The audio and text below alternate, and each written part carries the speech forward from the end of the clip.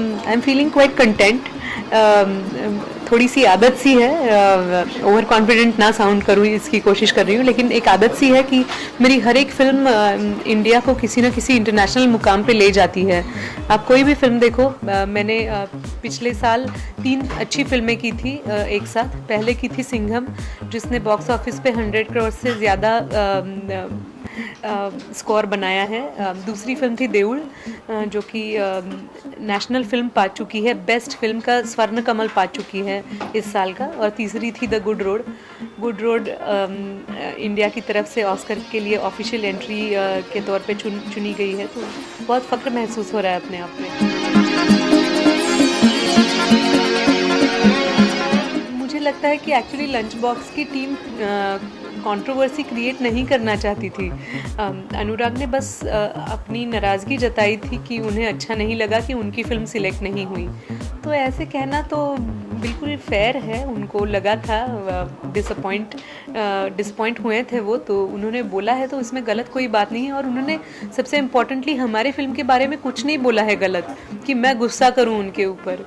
तो it's okay if somebody feels unhappy. मुझे भी बहुत बार ऐसे लगा है, मैं बहुत बार जेलस हुई हूँ कि दूसरे किसी एक्ट्रेस को क्यों नेशनल अवार्ड मिला, मुझे क्यों नहीं मिला।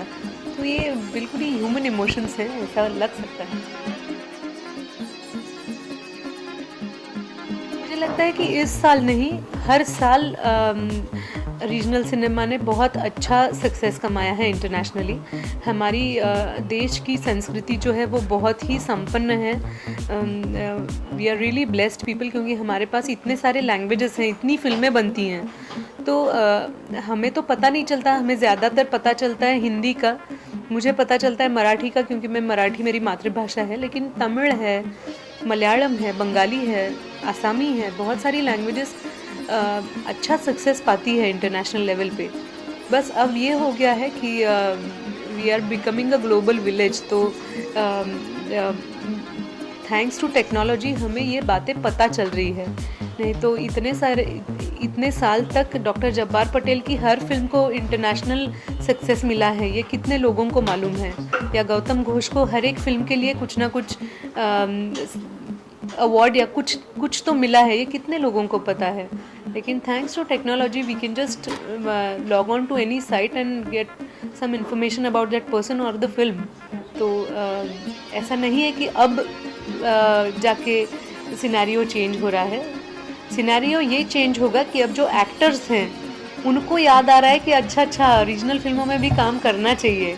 इसलिए मुझे बड़ा अच्छा लगता है कि मैंने कभी ये मेरे मन में कभी ये कंपैरिजन नहीं की थी या डिस्क्रिमिनेशन नहीं किया था कि अब मैं कमर्शियल फिल्मों में काम कर रही हूँ तो मैं रीजनल फिल्मों में काम नहीं करूँगी, क्योंकि ये छोटा काम है। तो मेरे लिए, मेरे चॉइसेस के लिए मुझे बहुत अच्छा लग रहा है। मुझे एक्चुअली बाकी सिलेक्शन के बारे में इतना पता नहीं है, लेकिन मुझे हमेशा अच्छा लगता है कि कोई भी कंट्री अगर फिल्में बना पा रही है तो मुझे लगता है कि इसे एक प्रकार के क्रांति के तौर पे देखा जाना चाहिए, क्योंकि इसका मतलब है कि वहाँ के जो फिल्म मेकर्स हैं वो अपना एक्सप्रेशन लोगों तक पहुँचाने की कोशिश में कामयाब हो रहे हैं। एज लॉन्ग एज इंडिया के गेट्स ओपन हो रहे हैं मुझे बड़ा अच्छा लगता है, क्योंकि हमारे देश में सचमुच बहुत फिल्में बनती है। मतलब एक साल ऐसा था कि मराठी में 30 फिल्में बनती थी और आज जाके 100 से भी ज़्यादा बन रही है, और ये हर एक लैंग्वेज में हो रहा है। तो I am very happy for our country, क्योंकि वो 3 महीनों तक गुजरात में काफ़ी ट्रैवल कर रहे थे और उन्होंने वहाँ के फोक आर्टिस्ट के साथ काफ़ी धुन रिकॉर्ड की थी। तो जब भी नरेट कर रहे थे तो बीच बीच में गाने सुना रहे थे। तो मैं बहुत ही क्यूरियस हो गई और मुझे ऐसा लगा कि और कहानी भी अच्छी लगी। ऐसा नहीं कि सिर्फ म्यूज़िक अच्छा लगा, लेकिन कहानी बहुत प्यारी थी।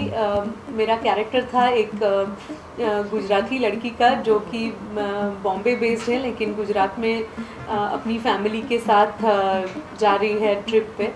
तो कहानी अच्छी लगी। मेरा मेन रोल नहीं था, लेकिन मेरा इम्पोर्टेंट कैरेक्टर था इस फिल्म में। मेन रोल है एक ट्रक ड्राइवर और क्लीनर और 2 छोटे बच्चों का, लेकिन ओवरऑल कहानी ऐसी है कि ये 3 जो कहानियाँ एक साथ चल रही है वो एक दूसरे के साथ ही चल रही है, क्योंकि सारे कैरेक्टर्स जो है वो दूसरी कहानी में भी इन्वॉल्व हैं और उन्हें पता नहीं है कि वो इन्वॉल्व हैं। वो एक दूसरे को मदद करते हैं, एक दूसरे को धोखा देते हैं और जो उनको पाना होता है वो आखिर में पाते हैं। तो ये पाना बहुत इम्पोर्टेंट था। बहुत सारे कैरेक्टर्स ये पाते हैं कि सच्चाई बहुत ज़रूरी है, अगर अच्छी ज़िंदगी जीनी है तो प्यार बहुत ज़रूरी है और अच्छे रिश्ते हमारे साथ हैं तो हम कुछ भी पा सकते हैं ज़िंदगी में।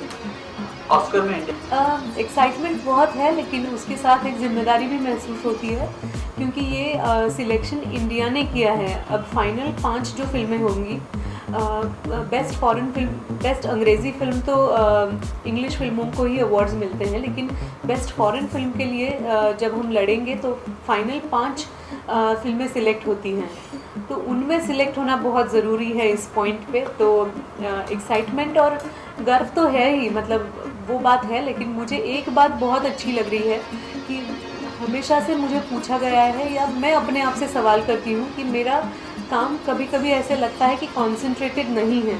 अगर मेरी मातृभाषा मराठी है तो मैं सिर्फ मराठी में काम नहीं करती हूँ। मैंने हिंदी कमर्शियल फिल्में की हैं तो सिर्फ हिंदी कमर्शियल फिल्में कंटिन्यू नहीं की।